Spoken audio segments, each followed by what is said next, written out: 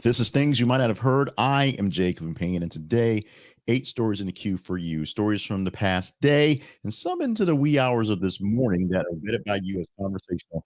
You deem them good to talk about, covering information, conflicts, current events, and pop culture news. All those things wrapped up into one big, giant extravaganza of election coverage popping up for this morning. And we literally have breaking news as I was wrong about the candidate. I voted for the one to win the presidential election. And I was wrong about the time it will take to figure it out because I thought it would be days.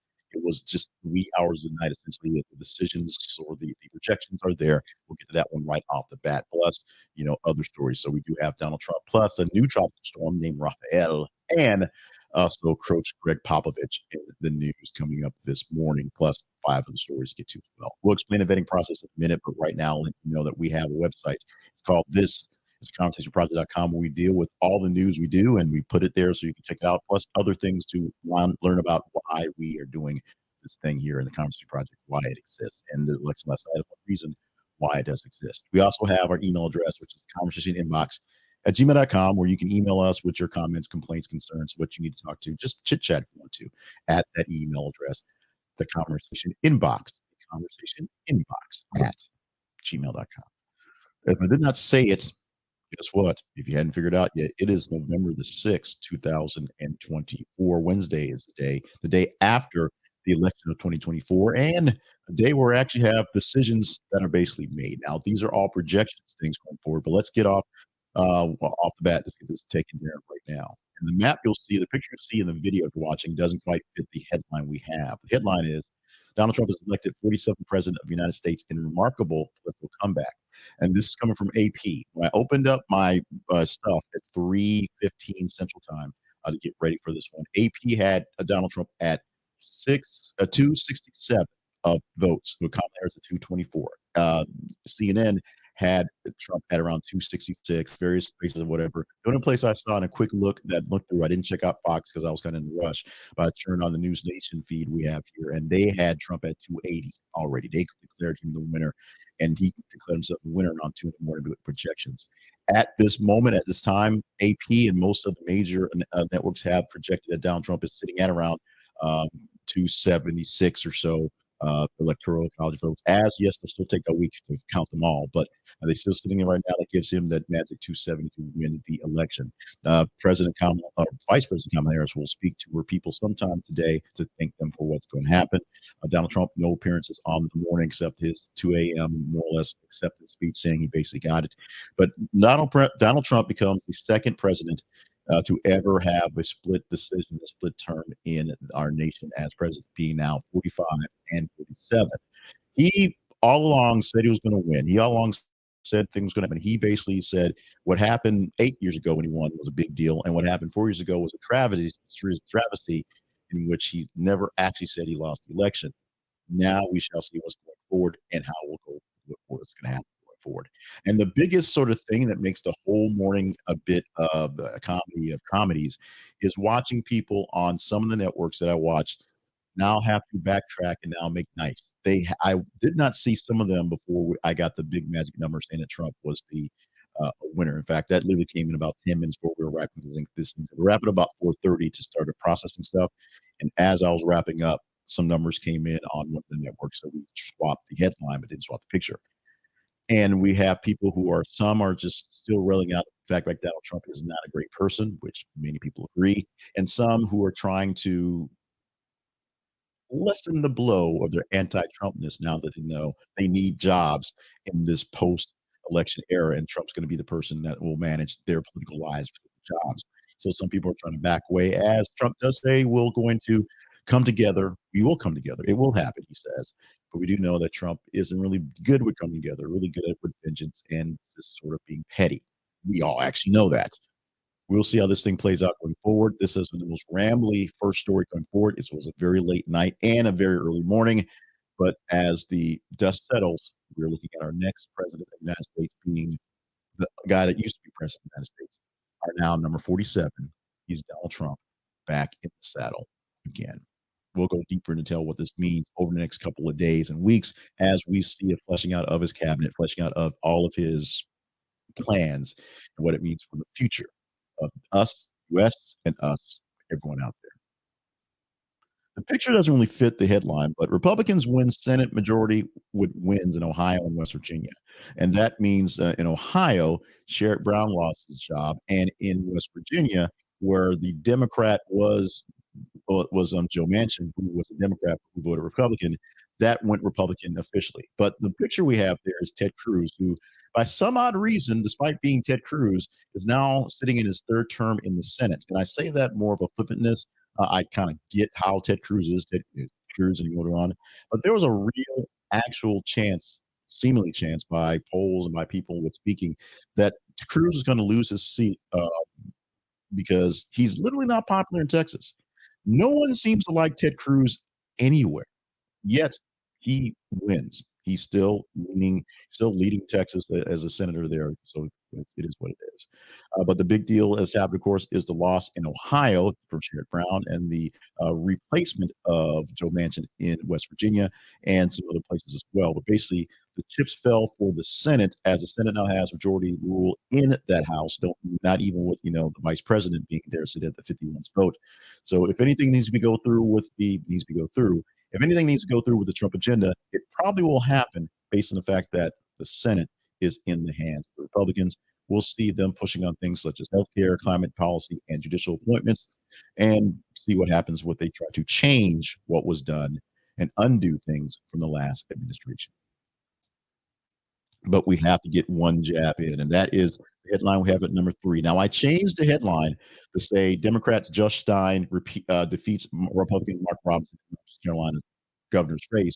But when you click on that link, Rolling Stone, you'll see a very spicy, spicy headline there. We did not want to get any sort of backlash or extra backlash based on all the things we're covering political this morning.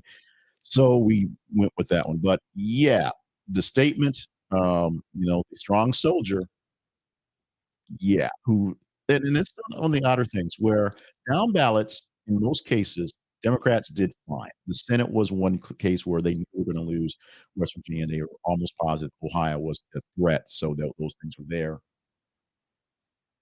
And of course, Texas was actually they thought was in play, but Ted Cruz was Ted Cruz. But here's a case where the months ago, maybe when he actually put his name in the hat and won the actual nomination, Republicans basically knew Mark Robinson wasn't the guy, but they were hoping he could, make some noise. And boy, did he make noise! But he was defeated pretty handily by Democrat Josh Stein for being Mark Robinson. So I don't have the full slate of pictures for gubernatorial races, how they worked out as well, or in the actual House. I don't have that one pulled up, but we do know this particular governor's race went to the other guy, and the other guy is a guy that's not a fill in the blank. There's a lot of really bad things you can say and call Mark Robinson. One that he called himself, well, he's not in charge of North Carolina at the moment. And finally, we're gonna do lighter things after do our little, breakaway to do our promotion stuff, but one last thing to talk about getting Elon Musk in for this hit as he was pledged to be some sort of role in the actual administration, but his $1,000,000 a day voter sweepstakes can now proceed, says a Pennsylvania judge, even though the election is over. But the judge says it's legal, it's fine, so any money that was given away or planned to be given away between when they sort of put a pause on it and now can still be given away. Will it be given away? Probably. Will it make a difference? Not really, because the election's over. Did it make a difference? Maybe. But we do know that it tells us that Elon Musk has a lot of money. He's definitely in play. And as I said earlier, about the pundits who are now sort of softening their blows or going even harder because they want to make sure they know how they feel about things. Change will come, obviously, with the new president. Changes of minds will come as people try to figure out what this means for themselves, because it is really about us individually, themselves. And change will come in a way how things will work for all of us in general. What this means, I said the same thing 3 times. What this means, it's going to take a little while to figure it out, and it won't be until January 6th where he is officially made the next president of the United States. And whenever the inauguration is, somewhere around the 20th or so, when we start having the day one, we shall see if there's dictators on day one. We shall see if fluoride will be erased from our memory banks and our water. We will see if we get flying cars.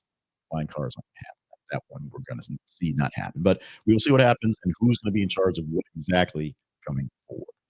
Taking a quick pause from the news. 4 stories down, 4 more to go, but we want to give you a chance to understand how things work for the Conversation Project. One thing I don't fear is being silenced because I'm not that big of a YouTuber. No one's really coming after me. But one thing I do fear is not growing, not getting a chance to have my say and say what I want, say what I mean, say what some people want to hear. And some people may want to just bash because we're out there. Equal opportunity for you to call me an idiot or call me a semi genius because it's all clicks and all coming through.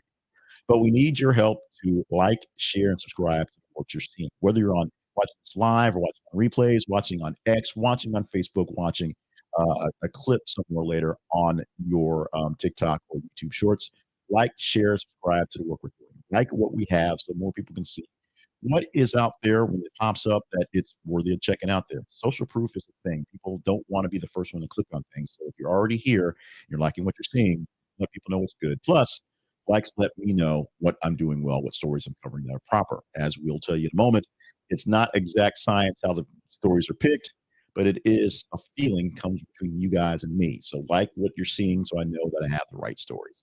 Share the work we're doing on all platforms, whether it is the videos and long form for these shows here, the short form clips for news clips, the newsletter, the email newsletter we have, or the audio inside of your podcast or whichever one it is. Share them with other folks, like-minded people who get the gist of what's going on and who want to be a part of conversations like this. And of course, if you're not subscribed already, hit subscribe. Subscribe so you make sure you don't miss out on a thing when we get these things to you. We give this to you live about 5:50 every single weekday morning. This particular show, Hear Things You Might Not Have Heard. We follow this up with another shorter show called Things You Might Ought to Know, birthdays, history lessons, and a fun thing to celebrate. And we have clips of the news and hot takes as my day works. I have a full-time job and I have a lot of responsibilities as an important person in the community, folks. So I'm stretched pretty thin. But this thing is my true love and true labor. And it takes a lot of time, but we need to make sure that more people get into this. And if this thing actually grows, I can do less other things. So if you like this one, like it, share it, and subscribe for other folks going forward. And other ways to help, including sponsors and partners. And we'll talk about the big sponsor for this week, which falls strictly in line with yesterday in just a moment. Moving on and moving back to the news. Headline coming in for story number 5. And the headline reads, the headline actually reads, Ukrainian troops have engaged with North Korean units for the first time in Russia, an official says. We've talked for the past couple of days about Russians having troops, hosting troops from North Korea in their borders and training them and outfitting them with their gear and sending them to the front lines. We now have official word from officials saying that Ukrainian forces have actually engaged in combat with actual North Korean units in the first time. Apologize for that. In the Kursk region in Russia. So this marks a significant escalation in the conflict as North Korean troops have been deployed to support these Russian forces. The first, well, not really the first foreign group to do this. Belarusians have been doing this for a while, but those are normal, typical allies. Bringing in a totally new batch of folks like North Korea and paying those soldiers and North Korea for the use of troops is a new big deal. Ukrainian President Volodymyr Zelensky has acknowledged development, emphasizing the increased stability it brings to the region. And the presence of these soldiers in Russia has raised international concerns, with Western officials warning the potential geopolitical consequences. These deployments of these troops not only intensifies the conflict in Ukraine, but have implications on many other global security situations. With the new election happening last night, and of course, Donald Trump saying he's wrapping up Ukraine in a day, President Putin saying, I ain't actually talking to Trump. He ain't wrapping this up in a day. We're going to see how these things actually get more complicated and probably escalate fairly soon. The weather, or actually, first, before we get to the weather, let's talk about the Boeing factory strike. Nope, I'm sorry. I am on the wrong slides. Apologies for that. I got ahead of myself. The weather. Let's talk about the weather and the weather in Florida and in Little Rock because the chat GPT was just as tired as I was. But this is the write up I have on Hurricane Rafael, which was, of course, a tropical storm from the headline that we pulled, but it got upgraded and actually pulled the actual headline or details from the robot editor. As of November 6th, basically this morning early, Hurricane Rafael is intensifying in the Caribbean and is projected to impact the Gulf of Mexico later this week. The storm is expected to bring heavy rainfall to Florida and southeastern U.S. regions. So that is, part of Alabama, part of Louisiana, Texas there. But exact path is not quite there, and it may be strong enough or form enough long enough to make it here to Little Rock within a few days. Uncertain. Everything is uncertain these days. Residents should stay informed through local weather updates and advisories. This is one that sort of got shocked all of us when I actually read through things, and it actually gave me a nice little update, nice little weather report for Little Rock because we may get a hurricane coming in a few days. Lucky us. Headline number 7. Now then back on track and back into the actual script. The Boeing factory strike ends as workers vote to accept its contract. Boeing factory workers have concluded a 7-week strike, voting to accept the new contract that was offered by management. They agreed to a 38% wage increase over 4 years, $12,000, 12000 ratification bonus. Strike had halted production of key aircraft models, impacting Boeing's financial stability. The contract ratifies, production is set to resume, allowing Boeing to address its backlog and financial challenges. All planes will go back to being built immediately.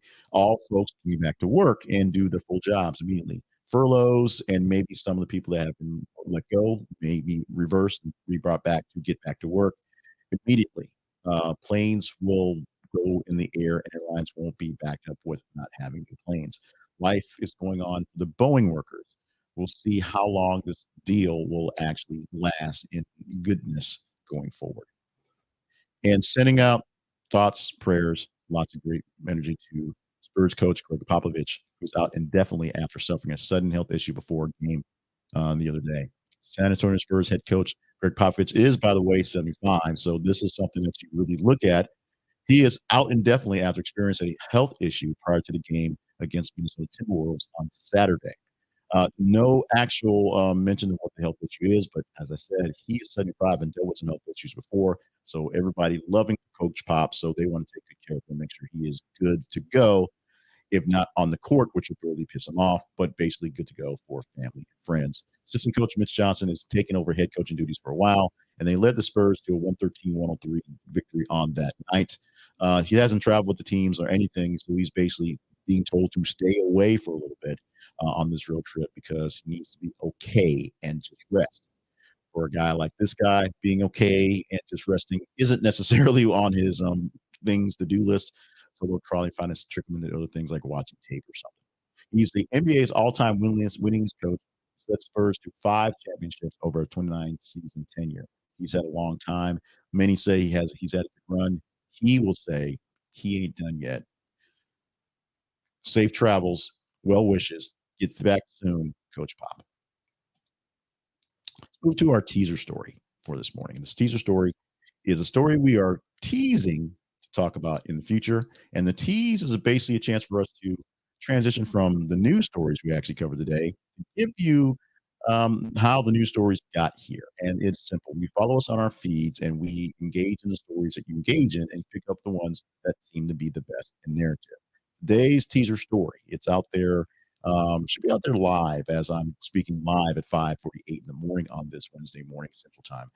Headline for the story reads, "Being active in the morning and evening may cut bowel cancer risk."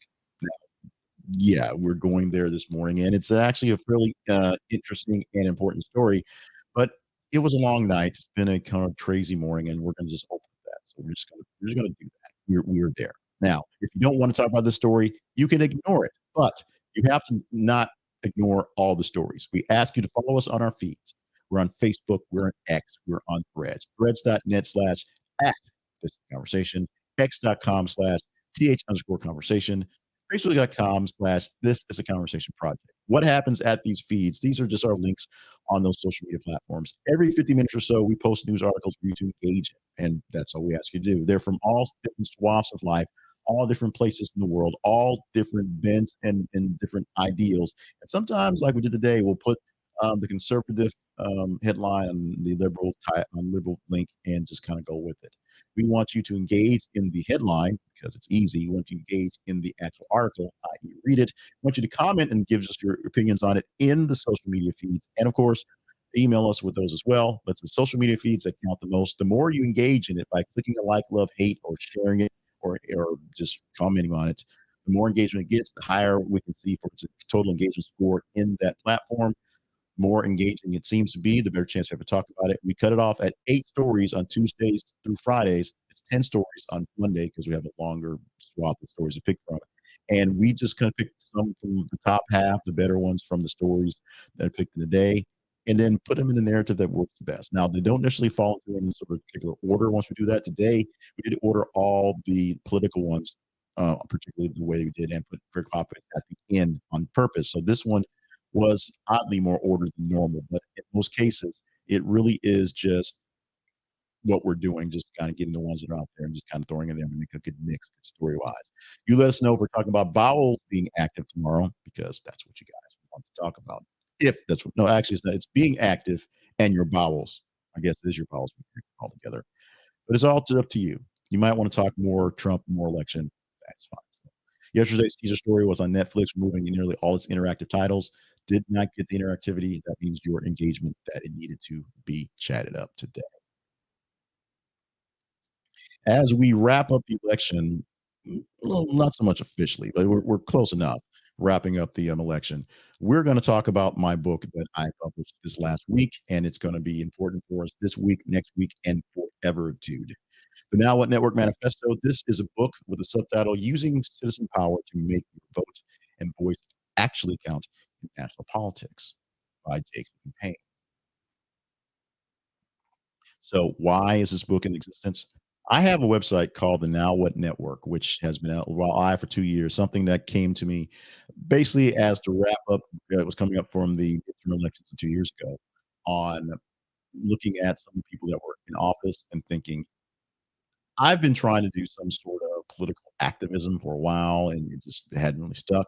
Let me take this another route. Let me just think of ways to make sure that people are getting what they're paying for, no pun intended, when they put their politicians in place. When they put someone in place, or when their person actually loses and someone goes in charge that they didn't want to, how do you keep those people accountable so they do take care of you?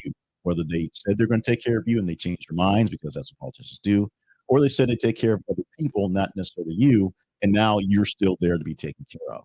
This works for people up and down the ballot, whether you're talking about your local dog catcher to the president of the United States.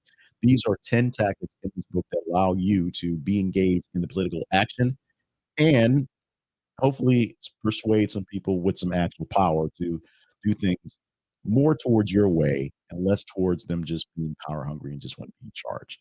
So Now What Network Manifesto, which is a promotion, a publishing that helps out the Now What Network, is out now on Amazon and where other books are sold. So look for it in your particular online bookstore, or go to the link we have in this presentation.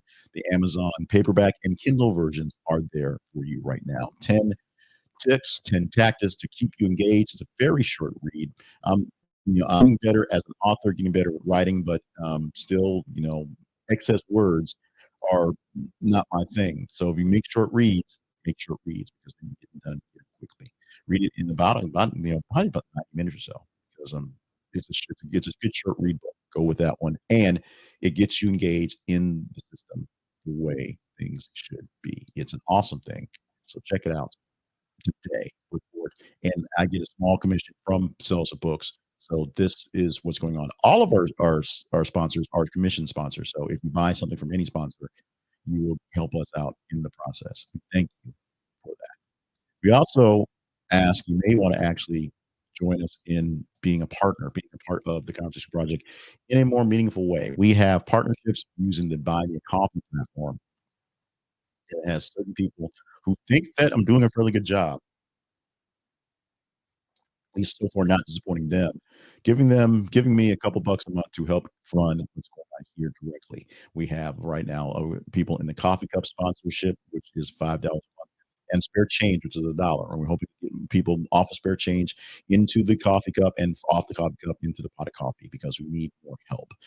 As I said earlier, in the like, share, and subscribe section, that part of promotion, think we're doing a pretty good job of being something different. And what we're doing is providing sometimes the only access to actual randomness news that is kind of conversational when everything's going to be all day for the next week. Trump, Trump, Trump, Trump, Trump. Little bit of Harris, Trump, Trump, Trump. So we are providing for you with these feeds every single hour or so, or 50 minutes, different stories, different places. Some of them are political, some of them are the big top stories, and some of them are other things that are interesting that we should chat about as well. And you can tell me what to chat about. So the most important thing you do with us is follow the feeds on Facebook, on X, on Threads, emailing us as well with your conversational stuff, because whether you are a partner paying in onto the kitty or not, all comments are valid and taken into consideration. That is the conversation inbox at gmail.com. Follow us in various places, either the videos, the audios, or the written stuff. Like, share, and subscribe, of course, and get more people in the conversation. So we keep growing. Our subscriber number is basic. Our North Star is essentially our YouTube subscriber number, which is at 1,500, which is awesome. We're so glad to be there after a long time of having this channel being alive. And in the last 3 years of doing this in this format, the last year and a half or so, 2 years, 18 months or so, minus a tomato going through my house, trying to grow this channel. We've gone from very low to very high in retrospect. We want to go higher, want to go deeper, want to get more conversation in there, and want to do whatever. And I want to be sitting in those chairs on CNN, whining, complaining about Donald Trump as well. I want that spot. I want to sit next to car sellers and dap them when we talk about how we aren't happy with the election coverage. I want to be in that group. So help me get there by getting a bit more exposure, getting bigger and better, and maybe even deafer with conversation by helping us share stuff and growing where we are in all platforms. YouTube is sort of the North Star we're using as a gauge. With that, we're wrapping up because we're done. I'm tired and I still have to go to work today. So that's going to happen. And I have to produce for you guys things you might ought to know. These stories of history. And we have one more president because presidential week to hype up the day, and some other things that happened on this day, back. Plus, a very interesting birthday. This is a birthday we've been highlighting for years, and this is going to bring up a conversation I have had with a ex girlfriend for literally 30 years. Because when she pops up, she pops up. The same idea pops in our heads, and it's on the level of Ted McGinty. If you know where I'm going with this, stick around. In about 5 minutes or so, you'll see this come down live in your feed for things you might want to know. Birthdays, history lessons, and a fun celebration for today. And we do need a fun celebration. We also need a lot of naps. So that's going to be the key for this evening. When I'm done doing the work, there shall be naps had. I'm Jay Cleveland Payne. This has been Things You Might Not Have Heard. These are news stories, 8 of them that you said your conversational. So some of y'all heard them. If you didn't hear them, check out our feed so you can get a gist of what's happening, what we want to talk about. And then you tell us what's your conversational insight, that's your engagement, what stories we're going to chat up tomorrow. It's that simple. With that, I'm going to take a hydration break. I'm going to take about 20 seconds of closing my eyes and hopefully don't turn that to 20 minutes. We'll come back with the things you might ought to know and wrap things up for the morning for our news coverage as well. Thank you so much. Love you. Mean it. Whether your guy won or your gal did not win last night, democracy does work.